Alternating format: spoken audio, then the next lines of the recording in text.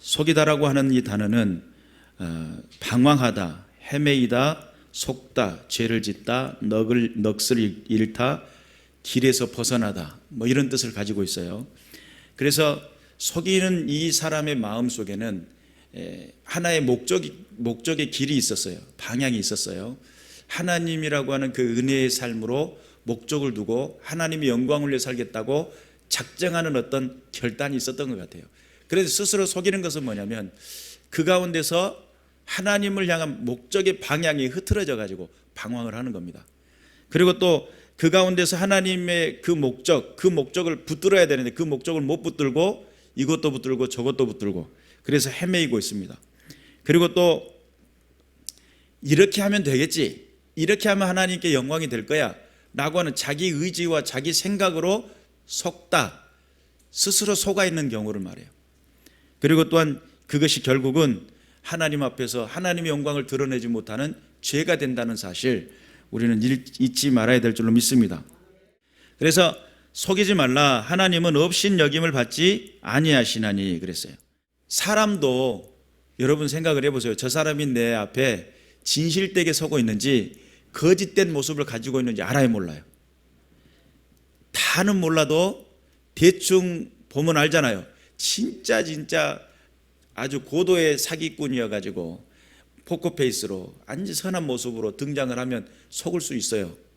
그러나 대부분 일반적으로 만났을 때 저 사람이 기분이 나쁜지 저 사람이 기분이 좋은지 이 정도는 알 수 있잖아요.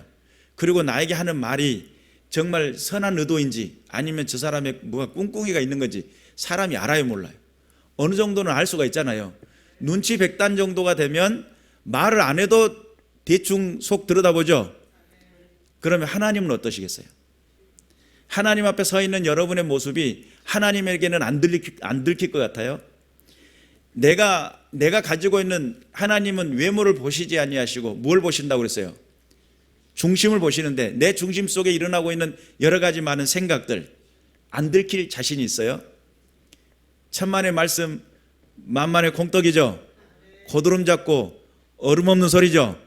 네, 이거는 말 그대로 하나님은 업신여김을 받지 않는다라고 하는 것은 내 사정과 내 형편과 내가 하고 있는 말, 하나님을 자랑하는 것 같은데 내 속에는 여전히 나라고 하는 게 들어있고, 하나님을 높이고 있는 것 같은데 아직은 내 고집이 꺾여져 있지 않고, 하나님의 뜻대로 살겠다고 결단을 내렸는데 하나님이 이끄시는 대로 따르지 않는 불순종의 마음과 태도를 하나님이 아실까요, 모르실까요?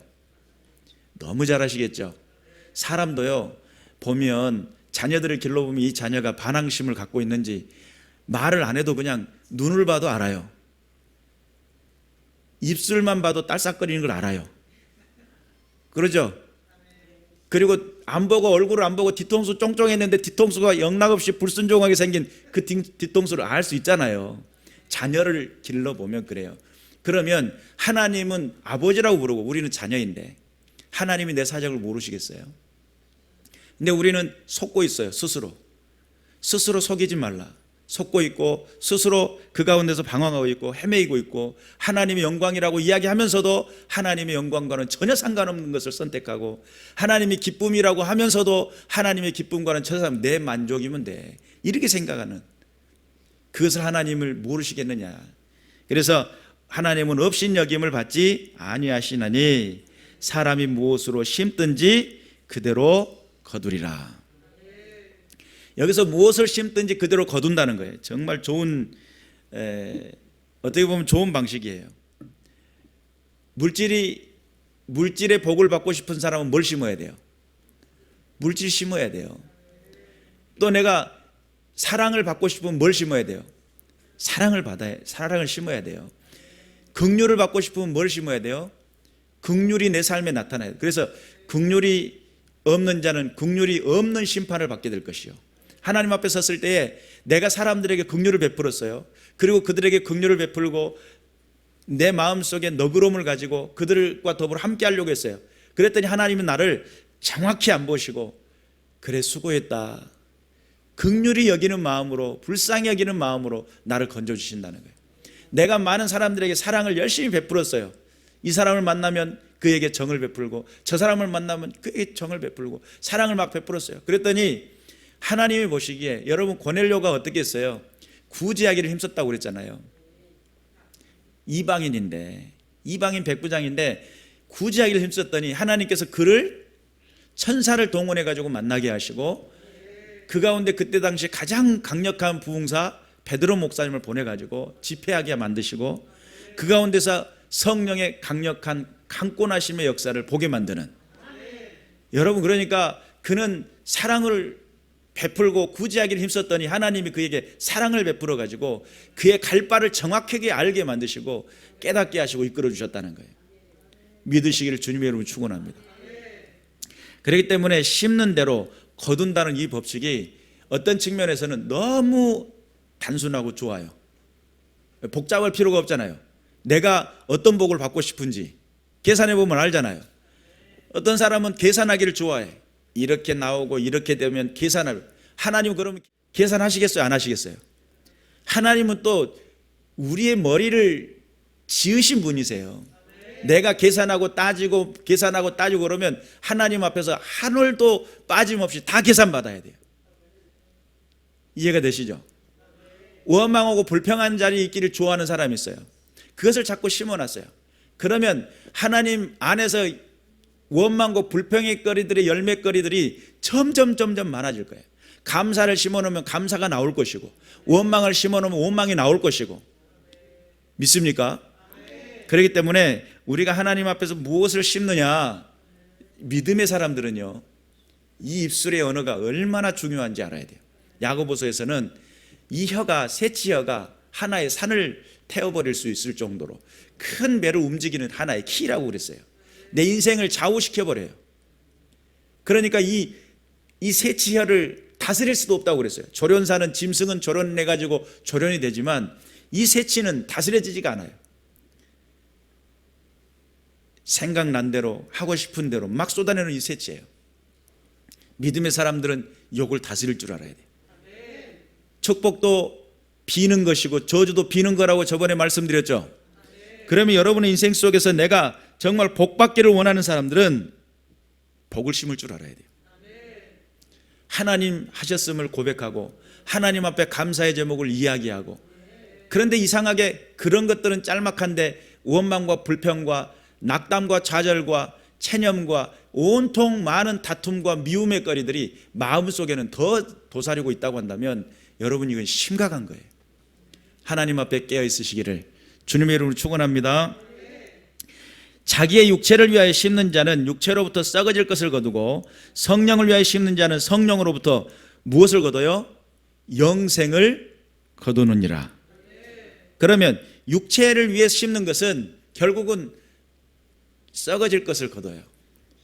성령을 가지고 성령이 원하시는 것을 심기 시작하면 그것은 영생이라고 하는 결과를 가져오게 돼요. 그런 측면에서 우리가 내 삶의 내 신앙 속에 어떻게 써야 될 것인가 한번 생각해 볼 필요가 있어요. 우리가 이제 기도도 많이 하는데 기도도요 믿음이 없으면 못합니다. 어떤 믿음이에요? 하나님이 내 기도를 들으신다.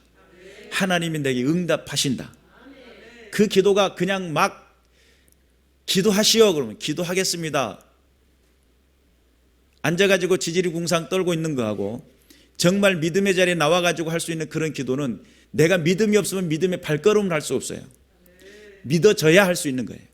그러니까 믿음 없는 사람은 기도를 해요 안 해요? 못해요. 하고 싶어도 못해요. 믿음이 없으니까 기도가 안 되고요. 하나님이 내 기도를 들으신다는 생각이 있으면 기도할 때 얼마나 조심하시겠어요.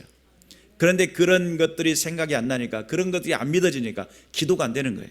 찬양은요 낙담이 되면 찬양할 수 없고 원망과 불평의 자리에서는 찬양할 수 없고 또한 다툼과 미움의 시간 속에는 찬양이 안 돼요. 그 가운데서 하나님이 나와 함께 하시고 내 안에서의 감동이 되고 힘이 되는 능력을 깨달은 사람만이 할 수 있는 게 찬양이에요. 그러면 여러분의 삶에 찬양의 열매를 맺기를 원하시는 분들, 그러면 내 삶의 모든 낙담과 절망의 말과 원망의 말과 불평의 말과 다툼과 미움에서 벗어나야, 탐욕과 탐심에서 벗어나야 할 수 있는 게 찬송이에요. 그 찬송의 자리에 설 수 있는 것이 정말 복 중의 복입니다. 왜냐하면 하나님 우리를 지으신 목적이 찬양이기 때문이에요. 그 찬양이 목적이었을 때 하나님께서 그 찬양하는 하나님의 믿음의 백성들을 지키실까요? 안 지키실까요? 어떻게 지키실 것 같아요? 여러분, 귀한 물건은요, 손에서 안 놓습니다. 손에서 잘 안 놔요. 어떤 분이 최신 핸드폰을 사가지고 애지하고 중지하고 이렇게 하고 있다가 가다가 손을 떨어뜨려 버렸어요. 그 양반이 그럴 양반이 아닌데 무릎을 꿇어버리더라고요. 어머나, 이렇게. 중요하다고 여기면 손에 놓지 않습니다. 그런데 우리의 목적을 찬양으로 지었다고 한다면 찬양하는 자리에 서 있는 사람, 찬양하기에 힘쓰는 사람, 찬양을 위해 사는 사람, 하나님이 애지하고 중지하고 보태가지고 아낍니다. 손에서 안 놓습니다. 믿으시길 바랍니다. 여러분, 무엇을 심기를 원하십니까? 여러분, 헌금이라는 것도요, 믿음이 없으면 못합니다. 지갑 들여다보고 이거 해보면 생활비하고 연관성이 있고 삶의 질에서 또 연관성이 있기 때문에 헌금도 어렵습니다. 믿음이 있어야 할 수 있는 겁니다. 무엇에 대한 믿음이죠? 하나님이 갚으신다, 하나님이 채우신다, 하나님이 일해 주신다, 이런 분명한 믿음이 없으면 할 수 없는 게 헌금입니다. 예배라는 것도요, 수없는 많은 사람들이 예배를 드리러 나옵니다. 예배당에 앉아가지고 예배를 드린다고 앉아 있어요. 그런데 성경 예수님이 그런 말씀을 했어요. 신령과 진정으로 예배할 때가 오나니 곧 이때라. 성령과 진리로서 예배할 때가 오나니 곧 이때라는 거예요. 그런데 그 예배라는 것도요, 예배당에 앉아 있어서 예배 드리는 게 아니에요. 예배 설교를 판단하고 있는 사람, 또한 누군가가 뭔가 틀리고 있는 것을 분석하고 있는 사람, 또는 누군가를 흠을 잡기 위해서 노력하고 있는 사람, 아니면 자기 일상생활에 두고 왔던 모든 염려와 근심거리를 잡아 당겨 가불해서 쓰는 사람, 여러 가지 많은 사람들이 있을 수 있어요.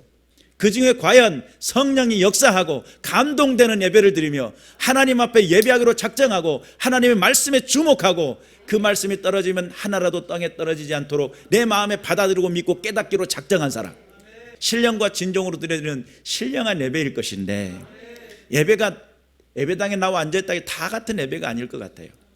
알곡과 쭉정이는 어떻게 갈라요? 모습은 알곡과 쭉정이는 똑같아요. 알맹이가 찾느냐 안 찾느냐, 이게 문제예요. 하나님은 중심을 보시겠다고 했는데 중심 속에 하나님을 모셔드렸느냐가 문제예요. 심는다는 것도요, 선한 모양을 가지고 있는 사람들이 많아요. 저번에 제가 한번 말씀을 드렸던 것 같은데, 식당 사장님한테 예수 믿으러 가니까 아니 꼭 예수 믿어야 천국 갈 수 있냐고 그렇게 이야기를 했어요. 자기는 선한 일을 그렇게 많이 한답니다. 그런데 그 속에 하나님이 안 계시면 그 선한 것이 무슨 의미가 있어요? 자기가 생각하는 것이 선한 것이지 하나님께서 원하시는 선함이 아니라는 거예요. 결국 그는 그것 때문에 멸망당할 겁니다. 정신 차리고 예수 믿어야 됩니다. 하나님이 기뻐하시는 뜻이냐 분별할 줄 알아야 됩니다. 우리가 분명히 깨달아서 하나님의 은혜 가운데 든든히 서는 믿음의 군사들이 되어야 될 줄로 믿습니다. 그래서 하나님 앞에서 오늘 이 본문의 말씀, 우리가 선을 행하되 낙심하지 말지니 포기하지 아니하면 때가 이름에 거두리라. 여기서 선을 행하되라고 했을 때 선이라고 하는 단어가 저번에 말씀드렸던 칼로스예요. 이 칼로스는 아름다운, 선한, 가치 있는, 덕스러움, 공정한, 또 정직한, 이런 뜻을 가지고 있어요. 그래서 제가 이 칼로스를 설명하면서 두 가지를 생각할 수 있다고 그랬어요. 하나는 존재적인 의미로서 하나의 선이고, 또 하나는 기능적인 모습 속에서의 선이다, 이렇게 설명을 했죠. 존재적인 모습은 내가 하나님의 자녀로서 부름받은 소명 앞에서의 자녀로서의 있는 모습, 또는 아름다운 모습, 이런 어떤 그런 모습. 그런데 기능적인 모습은 그 선한 모습의, 존재로서의 선한 모습 속에 행해지고 나타내지는 관계 속에서 빛나는 덕스러움이에요. 그래서 그 덕스러움은 많은 사람들에게 영향력을 끼치고, 공정한이라고 하는 뜻은 여러분 구약 성경에 공이라고 하는 단어 속에 공평, 공정함, 이런 뜻이 들어있다고 그랬잖아요. 그러면 구약의 공의를 이루어드리는 것이 칼로스라는 개념 속에 함께 들어있어요. 그러니까 기능적으로 내가 믿음의 사람, 성도로서 어떻게 살아야 되는지, 이 성결한 삶과 연관성이 있어요. 하나님의 뜻대로 부르심을 받은 자가 어떤 결단을 하고 어떤 모습을 가지고 살아야 되는지, 너무 중요한 사건이죠. 그래서 이 선을 행하되 하나님 앞에 존재로 부름받아서 자녀된 이름을 가진 사람이 자녀로서의 삶을 살아가는 선을 행하는 삶의 모습 속에 낙심하지 말지니 포기하지 아니하면 때가 이르매 거두리라. 사람은 낙심하면 모든 것을 포기합니다. 여러분 우울증 걸려가지고 자살하는 사람들 왜 죽을 것 같아요? 삶의 의미를 모르겠대요. 뛰어내리면 자기가 하나의 낙엽처럼 팔랑 이렇게 내려갈 것 같은 그런 느낌을 받는다고 그래요. 그러니까 그 마음속에 이미 세상의 모든 끈을 끊어내 버리려고 작정한 사람들이에요.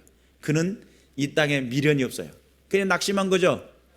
낙심하면 하나님의 거룩한 일뿐만 아니라 자기 생까지 망쳐버려요. 우리가 깨달아서 하나님 앞에 든든히 서는 믿음의 군사들 되시기를 주님의 이름으로 축원합니다.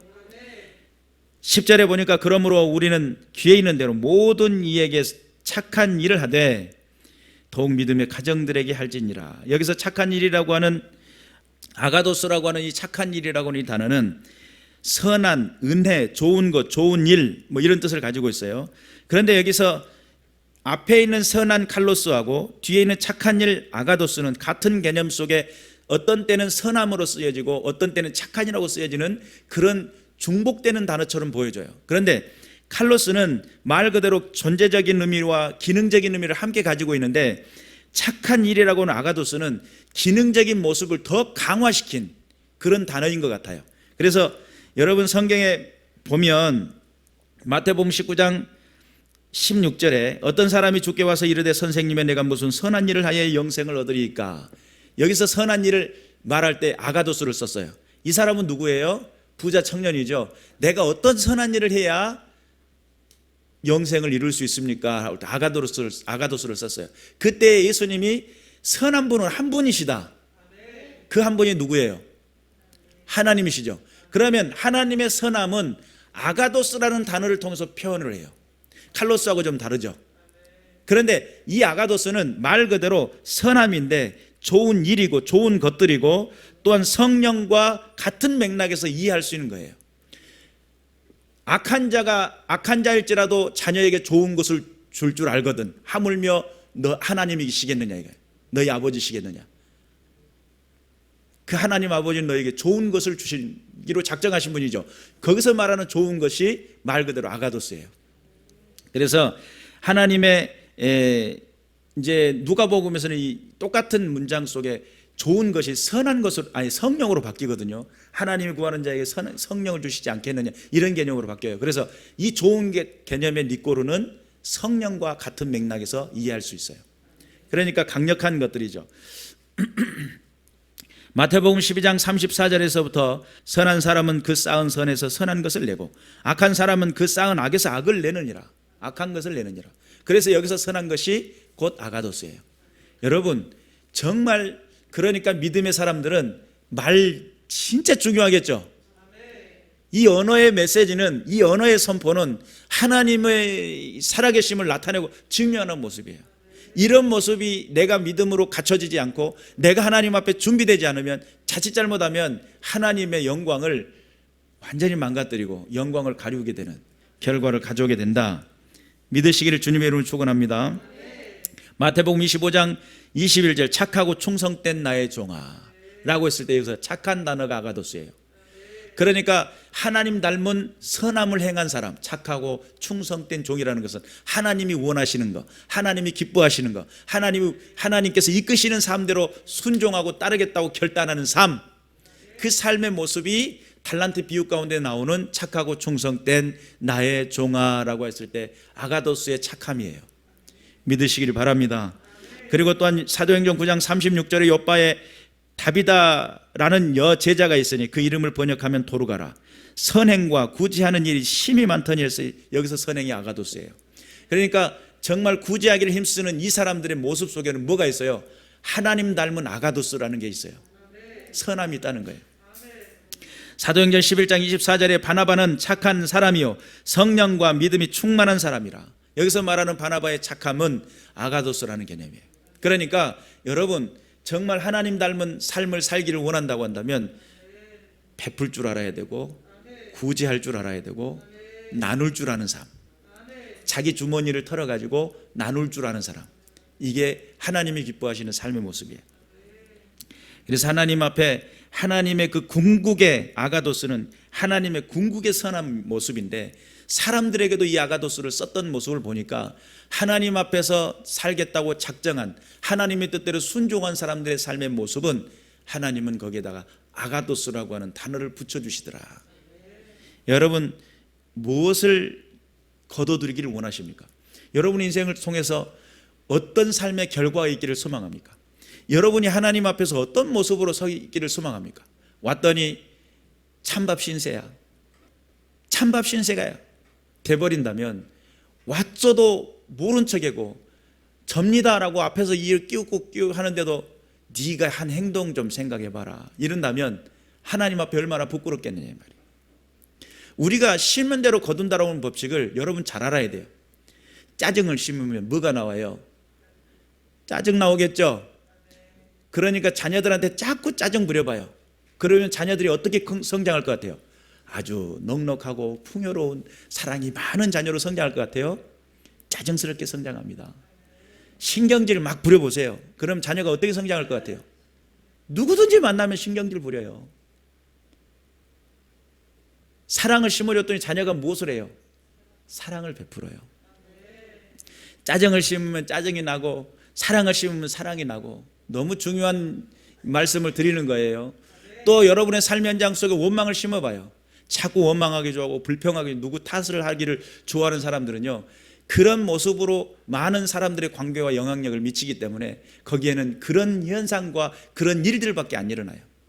그런데 감사하기를 기뻐해봐요. 예배 시간에 아멘 하기를 크게 하고, 그러면 혹시나 여러분의 자녀들이 같이 예배를 드리고 있잖아요. 그러면 정말 아멘 있는 삶을 살게 됩니다.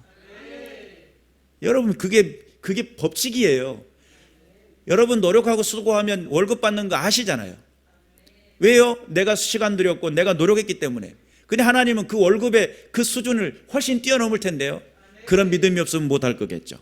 우리가 분명히 깨달아서 하나님이 기뻐하시는 은혜의 삶, 능력의 삶을 살으시길 바라고, 심는 대로 거둔다. 그래서 성경에는 심는 대로 거둔다라고 하는 이 법칙이 하나님께서 얼마만큼 강력한 법을 두셨는지, 전에도 지난주에 제가 말씀을 드렸지만, 정말 사소한 것일지라도 주님의 마음을 이해하고 주님의 생각을 엿보고 주님이 원하시는 뜻을 이해하며 하나님의 마음을 흡족하기 위해서 노력했다면 하나님은 그 노력을 잊지 않으신다니까요. 하나님은 그 열심을 잊지 않으신다니까요. 그러니까 보호함을 받고, 그러니까 지킴을 받는 겁니다. 나는 매맞을 짓거리만 골라서 하면서 은혜 받기를 원해. 나는 몽둥이 찜질을 딱 몽둥이 찜질을 맞게 생겼어, 하는 짓거리가. 그런데 나는 잘 되고 풍성해지기를 원해. 좀 이게 좀 문제 있는 거 아니에요? 아니, 내가 선한 일을 하면서 하나님 앞에, 하나님 제 선한 거 기억해 주세요. 히스기야 왕이 그랬잖아요. 너 죽을 거다. 그러니까 하나님, 내가 지난날 하나님의 영광을 위해 살고 주의 영광을 위해 산당을 제거했으며 우상들을 척결했던 그 지난날의 나를 기억하사. 아니, 기도할 때 그렇게 당당하게 기도할 수 있는 비결이 뭐예요? 하나님 앞에 선을 결단하고 선한 삶을 살기 위해 노력했기 때문에 당당해질 수 있는 거예요. 그런데 지지리 궁상맞게 인생을 살다가 또 어려운 문제 닥치니까 하나님, 그러면 하나님 앞에 부르짖는 것도 민망스럽고, 하나님 앞에 혹시나 이게 누가 되지 않을까 이런 것도 민망스럽고, 죄스러운 마음의 죄책감 때문에 하나님 앞에 온전한 기도도 제대로 못 드리는 거 아닐까요? 우리가 분명히 깨달아서 믿음으로 심고 믿음으로 거둬들이는, 하나님이 기뻐하시는 은혜의 삶으로 더욱더 든든히 세워져 나가는, 주님께 영광이라는 분명한 목적을 가지고 인생의 힘을 내보세요. 하나님 살아계십니다. 지금도 역사하십니다. 마음을 다하고 뜻을 다하고 열정을 다해 하나님 영광을 위해 쓰임받기로 작정하고 믿음의 도전을 한다라고 하는 것은 여러분 믿어야만 할 수 있는 것이 선한 일들이에요. 하나님 앞에 순종하고 하나님 뜻대로 살아간다는 것은 믿음이 있어야 가능한 거예요. 하나님이 나를 보고 계신다, 하나님 나와 함께 하신다, 이런 믿음이 있어야 신앙적 고백과 믿음의 결단이 일어나고 주님이 기뻐하시는 대로 살아갈 수 있다는 사실 믿으시길 바라고, 나는 과연 어떤 믿음을 심을 것인가, 어떤 삶을 심을 것인가, 무엇을 심고 나갈 것인가, 믿음의 결단들 일어나시기를 주님의 이름으로 축원합니다. 많은 사람들이 같은 믿음의 행위를 하는 것 같아도 마지막 날 심판 때에 서게 되면 그때는 다 판가름 나겠죠. 그때 착하고 충성된 나의 종아라고 하는 칭호가 있으시길 바라요. 그때 이 악하고 무익한 종아, 너 그때 내가 진짜 너 가지고 있는 재능 쓰고 싶었고 네가 너에게 허락된 그 인생을 내가 사용하고 싶었는데 나의 그 부름에 네가 응답을 해? 내게 순종치 않아? 불순종을 해?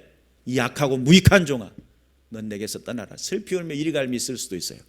깨어있어서 믿음 안에서 굳건히 서시고 하나님 영광을 위해 귀하게 드려지시길 바라고 주의 뜻을 위해 쓰임받는 믿음의 군사들 되시기를 주님의 이름으로 축원합니다. 기도하겠습니다.